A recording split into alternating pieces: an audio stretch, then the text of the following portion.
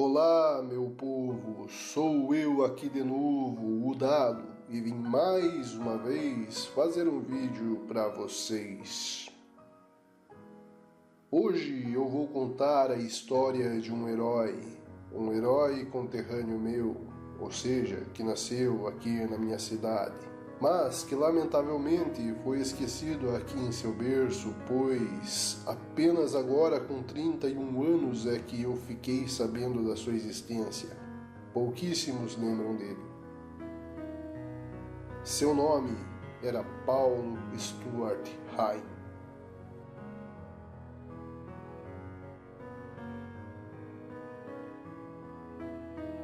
Paulo Stuart Hine nasceu aqui em Joaçaba, Santa Catarina, em 1933.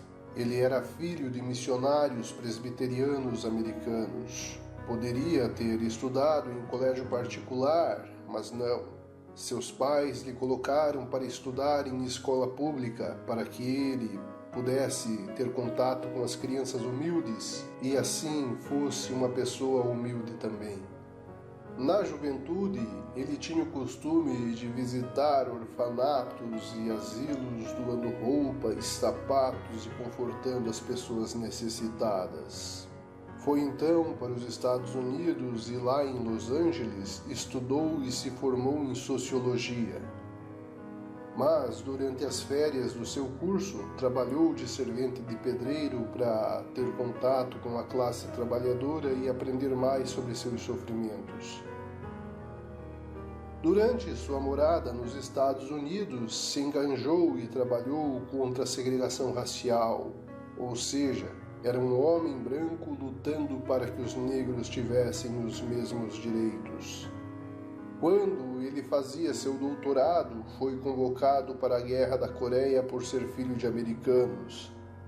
Então ele abandonou os Estados Unidos e passou a ser procurado pelo FBI. De volta aqui no Brasil, morando em São Paulo, já casado, sofreu a morte do primeiro filho. A criança faleceu por falta de assistência adequada no hospital. Ele então jurou que lutaria para que isso não se repetisse mais na vida de ninguém. De volta aqui em Joaçaba, trabalhou como torneiro mecânico de uma indústria e ajudou a criar os primeiros sindicatos da cidade, em especial o Sindicato dos Metalúrgicos. Depois assumiu uma secretaria municipal e então, em 1960, foi o primeiro protestante a se candidatar a prefeito da cidade. Tinha tudo para ser eleito prefeito, mas não foi. Perdeu as eleições por 11 votos de diferença, 11 votos apenas. E o motivo disso foram as fake news. Sim, naquela época já existia. Sim, sempre existiu. Um radialista da região começou a dizer que ele era comunista. E vocês já sabem o poder negativo que tem o rótulo de comunista. Antigamente, quando queriam difamar ou caluniar alguém, diziam que a pessoa era comunista. Chamar uma pessoa de comunista era uma forma de tentar ofendê-la. Abro um parêntese aqui para contar que quando eu era criança aprendi que comunistas eram homens velhos tarados que gostavam de ver mulheres peladas ou quase peladas. Quando aparecia uma mulher seminua na televisão, diziam que aquilo era comunismo. E isso acontecia nos anos 90, quando mulheres seminuas apareciam na televisão o tempo inteiro e até nos programas infantis. E se o preconceito era assim nos anos 90, vocês conseguem imaginar como era nos anos 60? O golpe militar foi dado com a desculpa de que se não fosse, o Brasil iria virar uma nação comunista. Fecho parênteses aqui. Depois, não tendo vencido as eleições, o Paulo mudou-se para a capital do estado, Florianópolis, e de lá dirigiu a imprensa oficial de Santa Catarina no governo de Celso Ramos. Em 1962, foi eleito deputado estadual. durante o tempo todo foi chamado de comunista, e isso pelo fato de sempre estar do lado dos trabalhadores e se opondo aos poderosos. Em especial, ele comprou briga com os grupos oligárquicos do Estado que controlavam a pesca. Um de seus colegas parlamentares, incomodado com seu trabalho, chegou até a pagar para que matassem ele. Mas ele convenceu seu executor de que estava trabalhando em favor das pessoas pobres e humildes e contra os interesses dos abastados, como o parlamentar que pagou para matá-lo. Desta forma, salvou sua vida e conquistou o respeito daquele que iria ser seu assassino.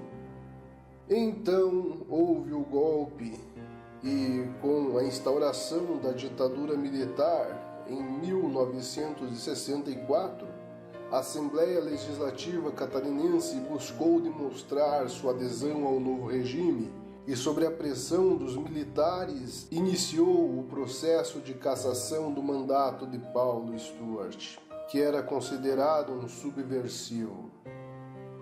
Ele foi cassado sob a alegação de quebra de decoro parlamentar em 9 de maio de 1964. Adivinhem qual foi a desculpa vergonhosa e esfarrapada que inventaram para dizer que houve quebra de decoro parlamentar por parte dele? Disseram que o Paulo Stuart não usava paletó e gravata. Sim, eles tiveram coragem de dizer que o motivo pelo qual estavam cassando o seu mandato era esse. Ele não usava paletó e gravata. Apenas Genir Destre e Antônio Piketty tiveram vergonha na cara e votaram em defesa do Paulo. Outra atitude lamentável foi tomada contra ele. O Conselho da Igreja Presbiteriana retirou-o do quadro de membros da congregação. Em um dos momentos de sua vida em que ele mais precisava de apoio, a igreja dele virou as costas para ele, lhe abandonou. Então ele exilou-se no México e em Cuba. Aí já vai ter hater que vai dizer, não, mas ele era comunista mesmo, ele foi para Cuba. Mas, no ano seguinte, ele voltou para o Brasil e passou a viver na clandestinidade usando codinomes. Viveu assim durante 8 anos. Durante esses 8 anos, trabalhou ativamente em um movimento de resistência contra a ditadura militar. Então, infelizmente, nos primeiros dias de setembro de 1973, ele foi pego pelos capetas da ditadura. Foi sequestrado pelo 2º Exército e levado ao doicode de São Paulo, onde foi morto sob tortura nas primeiras 48 horas de cárcere. Seu corpo nunca foi encontrado. Oficialmente está desaparecido desde 1º de setembro de 1973. Mais um herói que tombou na luta contra o mal. Mais uma pessoa que merece ser lembrada. Para encerrar o vídeo, deixo aqui as palavras de Paulo Stuart Hine, escritas no trecho de uma carta para a esposa Edith em 1970. Diante de tanta injustiça e miséria que vemos no mundo, e da opressão generalizada aos necessitados, proclamar-se inocente é inconcebível para quem busca servir a Cristo. Querer ser inocente é aceitar as regras da injustiça, é aceitar passivamente a opressão e não ter feito nada pelos que sofrem. Creio que é impossível ser cristão e não ser submersivo à ordem vigente, de ser fiel a quem trata de derrubar toda autoridade. como nos fala São Paulo.